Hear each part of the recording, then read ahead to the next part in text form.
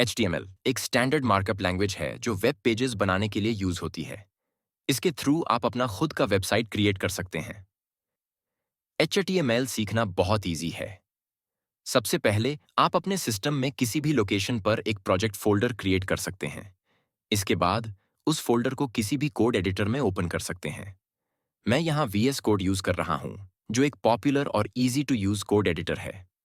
अगर आपके पास अभी कोई एडिटर इंस्टॉल नहीं है, तो आप इनिशियली नोटपैड में भी अपना कोड लिख सकते हैं।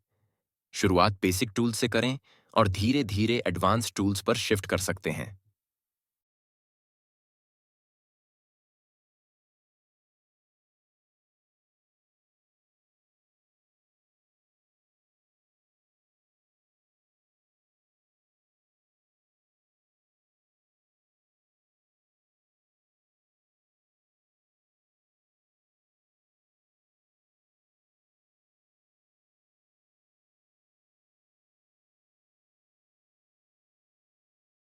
Thanks for watching.